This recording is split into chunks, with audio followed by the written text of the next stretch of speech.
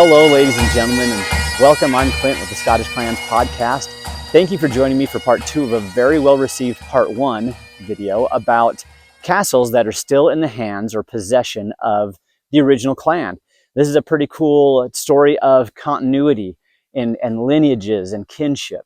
And if you are interested in about the clans of Scotland, maybe about Scottish history in general, but there's a lot of cool YouTube channels for that. We're talking specifically about Scottish clans here. So whether it's your own ancestry or whether you just watched an episode of Outlander and you got curious, this is a good place for you to be to learn the context and history behind those really cool stories. We talk about how clans, how they came into existence, their origin stories, how they were structured and organized, the different roles that people played within a clan, what activities they pursued. But we also like to get into the cool stories because, let's just face it, we all love history for the cool stories. So if that describes you, you are in the right place. Now, let me explain a little bit about what I'm going to show you today. The last video, part 1, was just a repurposed podcast episode. I dragged the MP3 file over, dropped it in DaVinci Resolve, added some visual aids, popped it on YouTube. This is going to be a little bit more deliberate effort here. This is created specifically for YouTube. It's not over on the podcast, although I do have a ton of content over there that you might want to check out on Spotify or Apple Podcasts or whatever else with the Scottish Clans podcast. But what I'm talking about today, we're talking about castles that may be built by the clan in question, or maybe not. Maybe the clan in question came into possession of it early on and retained possession continuously up until today, or in some of these cases, it passed out of the family, but they reacquired it. And now the people who own that property today are descendants of the very people who were owning this property and living in this castle back in the heyday of the clans, right? I've left out clans where they acquired this property in like the late 1800s. That's relatively modern for what I want to get into. We're talking about clans who either built the castle or came into possession of it early, like in the 1400s, maybe into the 1500s. So that's kind of the scope of what we're dealing with. It's not meant to be all-inclusive. There's so many examples of this that would take way too much time, but I hope you like what I have for you today. If you want more, you can go over to the Scottish Clans podcast or like and subscribe to this channel. But I also want to let you know that over on scottishclans.info, I do have tons of links over to Amazon. I have Amazon links to books that have been very helpful for me as I've studied the Scottish clans. I have links to places on the internet where you can get a free PDF to download on sources that are also very important. Also, I've created some maps, some Google Maps, made some markers and done some things that have helped me get a spatial awareness of the relationship and how these things played out on a geographical context, because sometimes that's really helpful too. And so I've got some links to some of those maps that I've made over, once again, at scottishclans.info. So go over there and check that out. If you have any plans for a trip to Scotland coming up in the very near future, make sure you get that email link below. Reach out to Scotland History Tours and see what dates you can get Bruce Fumey to be a part of your tour. I've had that experience in person, and I highly recommend it. So go over to scottishclans.info. Also, if you ever want to get in touch with me about a speaking engagement, I just recently did a seminar here locally in the town where I live, and we had a great experience. So if you want to be taught, whether remotely or in person, depending on where you are, just email me and we'll make some arrangements. And with that, I'll turn you over to the video. A couple of curveballs in here. There are one's right in the middle and one's the very last one. There are also, I found in here, some cool ghost stories associated with some of these castles. So if you are into the paranormal, tales from beyond, that sort of thing, I got some Easter eggs in here. I don't know if the Easter eggs is the right term, but stay tuned so that you can see some of these castles and hear a short version of a ghost story associated with them. And I want to also point out that several of these castles were inspired by comments on the part 1 video. Now keep in mind, not all of these castles were continuously owned by the same kindred. Some of them passed out and then were acquired back later. Some of them were built by the original kindred. Others came into early possession of the castle. But just so you know, this is kind of a loose list, and once again, this is not an exhaustive list. But let's get on with it, shall we? All right. The first castle I want to get at here is the Hunterston Castle that was in possession of the Hunters. Now, not until I made this video was I sure that Hunters were ever a clan. I know that not all Scottish surnames are clans. However, when I started looking into this, and that's why I'm including a map. Most of these have a map with the territory, so I can show you kind of where this was. Now, because not everybody has a map of Scotland memorized in your head. The Hunters were right down in this part, right south of the Firth of Clyde, and they were the keepers of the forest in this area, right up in here. These two little islands right here are the Cumbraes, Big Cumbrae and Little Cumbrae. So this is their territory right here, and they were they had property, they had title, they were the type of kindred that could actually develop into a clan. So I don't know for sure, but I'm leaning toward yes with the Hunters, at least these Hunters. I don't know, there might be other unrelated Hunters in Scotland. Now, the Hunters were a Norman family which came into Scotland with David I. Hunterston Castle was built in the 11 or 1200s. I couldn't find an exact date. This castle is one of those that has been in the same family's hands continuously since it was built. During the 1800s and since, the male line failed, but the heiresses married men who changed their name to Hunter. The current chief is Pauline Natalie Hunter of Hunterston. The castle is open to visitors who have a clan connection, but otherwise visiting is very restrictive due to security concerns relating to the nuclear facility nearby. So, next castle. This is our farthest north castle. Castle Sinclair Girnigoe, held by the Sinclairs. This castle was built by William Sinclair, the second Earl of Caithness, between 1476 and 1496, somewhere in that time period. Like many castles, it was likely built on the site of an earlier fortification. Here is not the earlier fortification, but it's an example of what that castle may have looked like while it was not a ruin, while it was an actual functioning castle. Now this territory, and here's a map showing you where we're talking about up here, and Castle Sinclair Girnigoe is way up on this north coast here. This territory was held by the Norse Jarls of Orkney before the Sinclairs obtained that earldom, then later became the Earls of Caithness. Now, one little cool tidbit about this is, I don't know which part of this castle where the kitchen was, but in the kitchen there was a vaulted ceiling with a secret chamber. So that's kind of a cool little detail about the castle. This castle is still held by the Sinclairs under the Clan Sinclair Trust.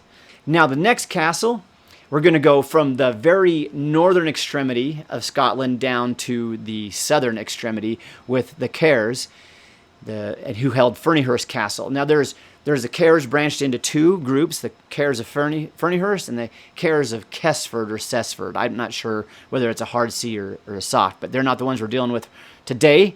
Sorry if you're one of that branch that I didn't have the correct pronunciation, and maybe you can help me out in the comments below. By the way, I include this map so you can see a map of the kindreds, the borders. This map brings up a really interesting question, a historical question. If we had these guys probably along here in the 1500s didn't call themselves clans. They probably used the term surname or family or whatever, but they were, if a Highlander was to come down out of the Highlands down to the borders here and look at the way these guys operated, how they were organized and structured, they would have seen things that resonated with them, that were very familiar with them. And in the way we use the word clan in English today, I think is applicable down here. We could call these clans. In a government document from 1587, it definitely looks like contemporary. If the government officials viewed the border guys very similar to the way they looked at the Highlanders. But you had their counterparts on the English side, which brings up the question, is there such thing as English clans? I'm not going to get lost on that one. Don't worry, I'm not going down that side trail. Just something to think about. Little provocative thought. This castle, Ferniehirst Castle, was built in 1470 by the Clan Kerr, whose chiefs often held the position of warden of the Middle and sometimes East Marches. As a border stronghold, it sought share of English forces stormed through, as well as plenty of internal clan strife. Internal meaning internal within the Kerrs, between the two branches, and also with other kindreds completely. Now, there's a legend of Sir Andrew Care returning from Flodden, the Battle of Flodden, which was a disastrous event for the Scots in 1513. And he directed his men to learn, when he got home, he directed his men to learn to fight, sword fight left-handed. Consequently, the stair inside the castle spirals counterclockwise to favor a left-handed defender. So in Scotland, left-handed is sometimes referred to as corey-fisted or care-handed. Just thought that was a cool tidbit for this castle, and for the clan, really. And through it all, it's not only possessed by Ralph Care, the 14th Marquess of Lothian, but is still actually used by him as a residence. And so there is, you can see that, I can totally see that being used as a residence. All right, next castle is the Invercauld House owned by the Ferniehirsts. Now, the Ferniehirsts, the castle itself, they were kind of, as clans developed, they were fairly latecomers to the game. A lot of our clans are developing in the 1300s. The Ferniehirsts branched off of the Shaws, who were actually a branch off of the Macintoshes, and so they were not getting really established until like the late early 1500s as an actual clan. But they were pushing over from Badenoch into Braemar. Now, I looked up what Bray is. Bray means a steep hillside. But they come over into the Braes of Mar, or Braemar, and on this map it doesn't designate exactly where it is, so I'm going to show you right at this horseshoe bend right here in the current highway that comes through here. Right there is where Invercauld House is. This castle was built in the 1500s by the Ferniehirsts, who inherited the Invercauld estate by marrying into the Stuarts, who had until recently held the earldom of Mar. Invercauld acted as somewhat of a geographical springboard for the 1715 Jacobite rebellion. The Laird of Invercauld, Philip Ferniehirst, still owns the castle and leases it to a private individual. And there's a really cool picture of that from Alan Findlay there. I like to give credit to the people I'm grabbing these photos from the internet from. Hopefully that puts me in the right when I go through this. All right, the next example, Achnacarry, a Cameron stronghold. And you can see that's the region that this is in. Now, if you draw a line from right here down to here, northeast to southwest, that's the Great Glen. So Fort William is the biggest town of any sorts there today. And that was actually near where Ardvorlich Castle was, where government troops were stationed. That's going to come into play here in a second. But there's the lay of the land, geographically speaking. And there is a really cool zoomed out picture of the estate. Really cool geography and landscape. Really scenic. I passed by within just a few miles of here on my last trip, my trip to Scotland last summer. Really, really cool area to drive through. Weather was decent. Anyway, this was built by Ewan Cameron of Lochiel, the 17th chief, in 1655. Now, that seems way late in the game, but keep in mind that the Camerons had occupied this land by force for generations previous to this. Their original seat was at Tor Castle, but it was cozied right too near the government garrison at Invercauld Castle for Ewan Cameron's liking.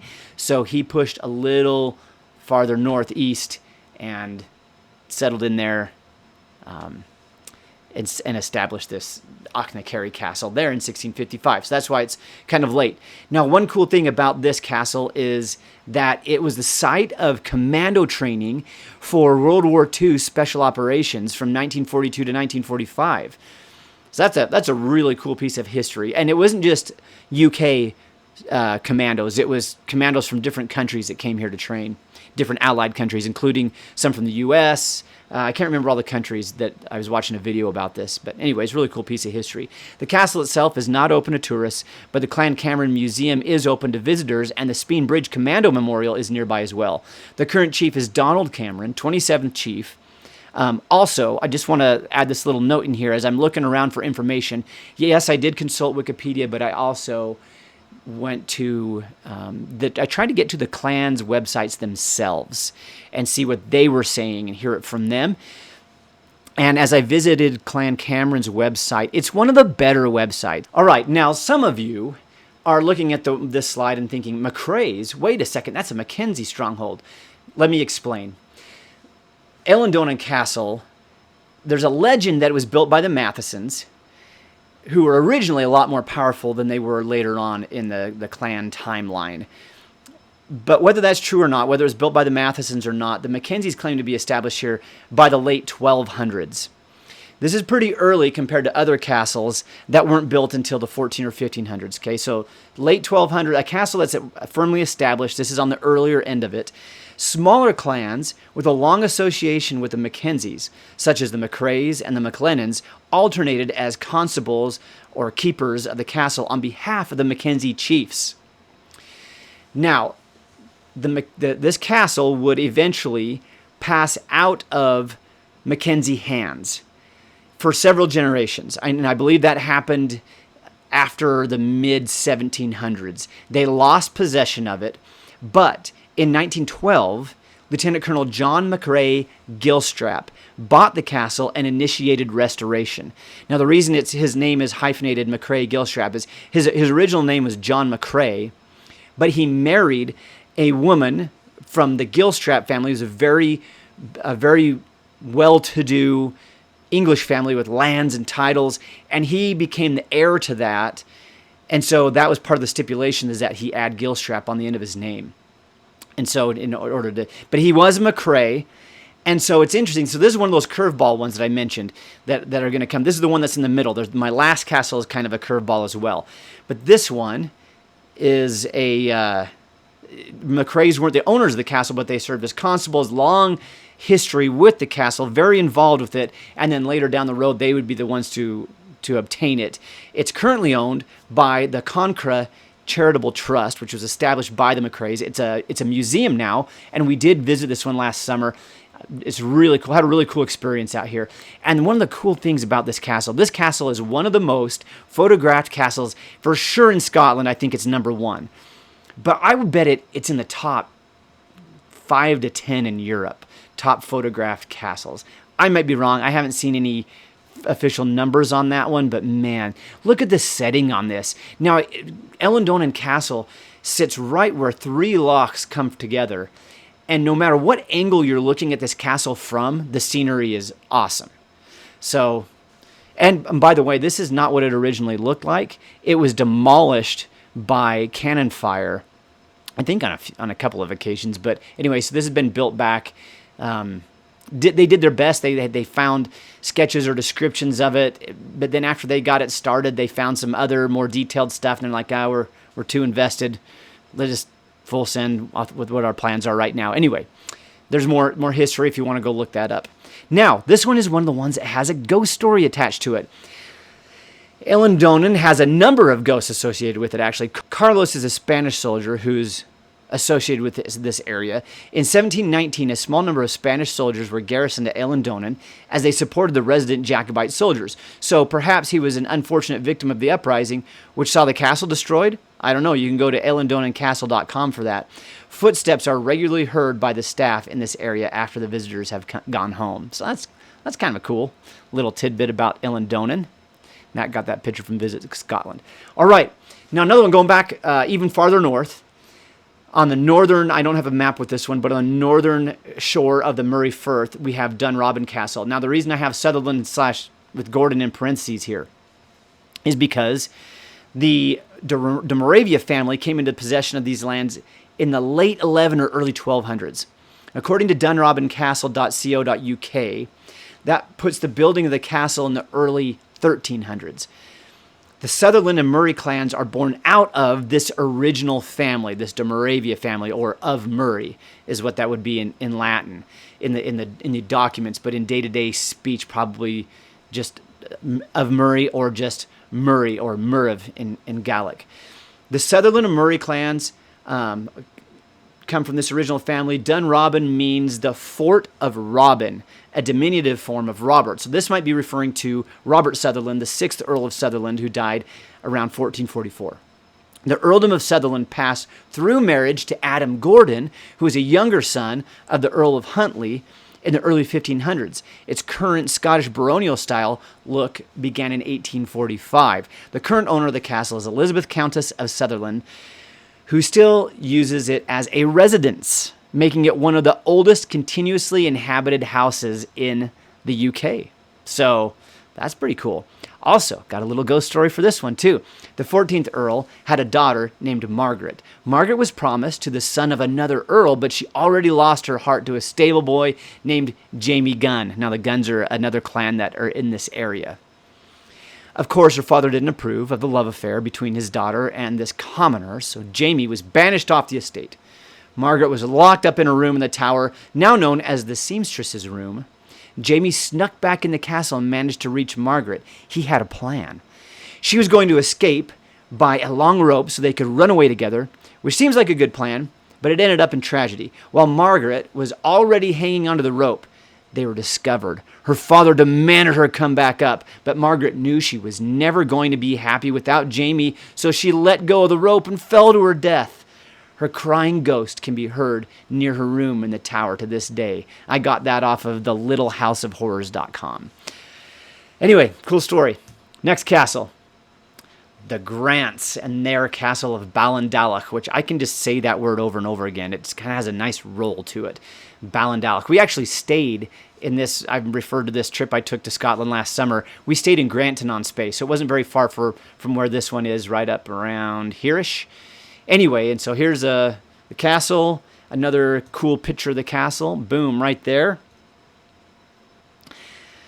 So this castle was built in 1546. It was burnt and plundered by James Graham, the first Marquess of Montrose, but later restored in 1645. Because in the Wars of the Three Kingdoms, the Grants chose the Covenanter side. The castle is still occupied, so it's an actual residence. It's occupied by the Macpherson-Grant family, so we got a little hyphenated surname, kind of like McRae Gilstrap.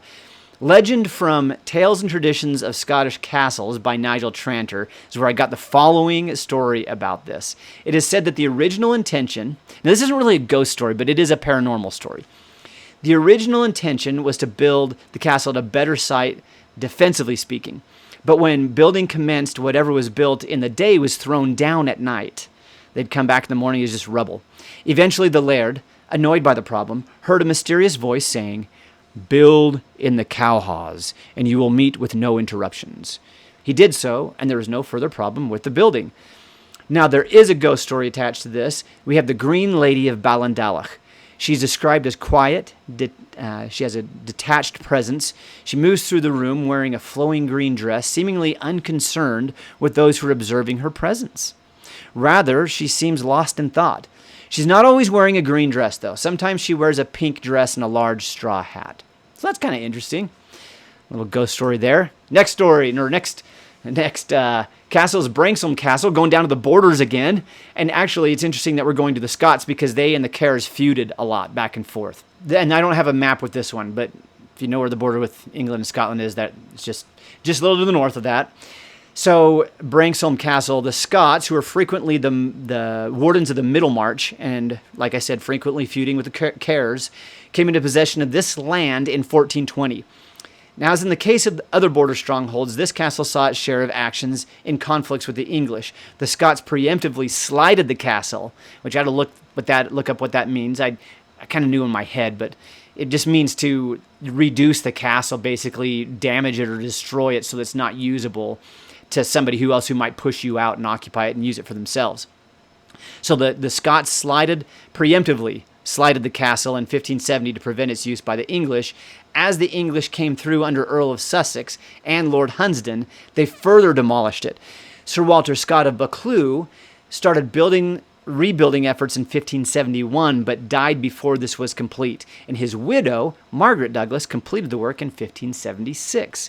The castle is still owned by the Dukes of Buccleuch and Queensberry, but is rented out for weddings and other events. It has a beauty spa, a cafe, and lodging. So a little bit more commercial in its use than some of the other ones. All right, Stewart of Ardvorlich. That was the main branch, the principal branch of 4 different branches of the Stewarts of Balquhidder. And the one we're talking about here is Ardvorlich House. and I didn't work in the animation with this very well, but it's right on the southern shore of Loch Tay. All right, so that's where we're at in Perthshire. Easy to look this up. But they settled as that's a flaw. Please forgive me for that, for not animating that so you could see that map behind it very well. But I'm committed and I'm just rolling through. So the Stuarts of Balquhidder, they settled on the southern banks of Loch Earn in the 1500s. But the current version of this house was this version of the seat of the Laird of Ardvorlich. This version dates to the 1790 specifically, not the 1790s. 1790. It may have incorporated elements of an earlier stone castle, though. It's still an operational sheep farm. That's what's going on in the surrounding landscape there. The current Laird of Ardvorlich is Alexander, or Sandy Stewart, who is the 15th of Ardvorlich. Now, this one has an interesting, it's not a paranormal thing, but it's just a cool little tidbit that I wanted to share about this residence. Outside Ardvorlich House sits a curious large granite boulder. This is the Ardvorlich lifting stone. It is smooth, round, unbalanced, and seldom lifted due to its incredible weight and lack of grip. The stone was weighed at 152 kilos or 332 pounds. The stone sits in the shade of trees and as a result can have a green, mossy tinge to it. As of 2023, the stone has been lifted to chest by less than 20 stone lifters. It has only been shouldered 4 times. As such, many would say it is the pinnacle of Scottish stone lifting. It's akin to the Husafell stone in Iceland. No formal permission is required to lift the stone. However, it is courtesy to make yourself known to the residents of Ardvorlich House. Moreover, it is crucial to respect the stone as it is a historic artifact. So always lower the stone as gently as you can after lifting. A small crash mat can be purchased online, which is even better. Now, there's a little tidbit in case you ever, just in case you ever feel like picking up a 332-pound stone to your chest, or if you're super strong up on your shoulder. Hey, look, guys, I work out. I'm no stranger to weights and barbells and stuff. 332 pounds, and I'm not a big guy. 332 pounds on top of my shoulder, I would be damaged permanently if I tried to do that. First of all, I wouldn't get it that high. Second of all, I can't imagine 332 pounds on my shoulder. That's bonkers. You'd have to be a pretty strong dude to do that, which is maybe why only so many people have ever achieved that. All right, next one. All right, guys, this is my last one. This is Glenarm Castle, and the reason it's a curveball is because it's actually in Ireland. But the MacDonalds were a Scottish clan, so we're counting it. All right, Glenarm Castle. This was originally, the MacDonalds weren't the one who built this castle. It was held by the Bissets, and specifically, the Bissets were a powerful Anglo-Norman family who they had actually lands and stuff going on in both Scotland and Northern Ireland. So they have this early on. This castle is built in the 1200s as a stronghold for the Bissets, but specifically the MacEowen Bissets. And it came into the MacDonald possession by conquest in 1522 after the last MacEowen Bisset was killed fighting the O'Donnells of Tyrconnell. Which is interesting because the MacDonalds had been allies of the Bissets, had intermarried, and that's how the MacDonalds became landholders in Northern Ireland, is through intermarriage with the Bissets. This is why this kind of a bonkers story. But the Bissets, the MacEowen Bissets, get in a fight with the O'Donnells of Tyrconnell, which is now mostly Donegal in northwest Ireland. Their chief gets killed, and despite this long-standing alliance, the MacDonalds rush in and just take by force Glenarm Castle. So there's a little interesting background. Its current incarnation came about through Sir Randall MacDonald, the first Earl of Antrim, in 1636, and the current owner is Randall MacDonald, 10th Earl of Antrim. Glenarm is one of his residences. And there, ladies and gentlemen, is your list of my part 2 of Scottish castles that are still owned by the original clan. And you saw the variety of shapes and mechanisms, and there's just a huge variety of what that means, that it's a current castle that is still held by the original clan. A lot of different ways we can come at that, a lot of different angles, but let's go and review. We got the Hunters of Hunterston Castle. We've got the Sinclairs, which still have Castle Sinclair, Girnigoe. And there's actually a story why you have two names for that castle, but you can go look that up. Here we have Ferniehirst Castle and the Cares, a border kindred. In this one we have Invercauld House by the Farquharsons of Invercauld. Achnacarry Castle, that's a stronghold, has been a stronghold of the Camerons. Dunrobin Castle, I wanted to go, this is a Sutherland castle, but who the Gordons actually become, like I mentioned in the description, the Earls of Sutherland, but keep their surname actually. There, if you go there today, there's supposed to be a falconry exhibit, and I wanted to take my kids up there and see that, but we didn't make it that far north. But we did, however, see a falconry exhibit when we went to see Hadrian's Wall, so that was cool. We made up for it. But anyway, just so you know that that's a cool thing that if you're in Scotland and you got your kids with you, and even if you don't have your kids with you, that'd be pretty cool. Eilean Donan Castle, originally the Mackenzie stronghold.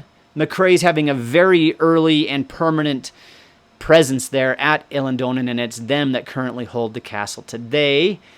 All right, moving from Eilean Donan Castle, we've got the Grants, Clan Grant with Ballindalloch Castle here.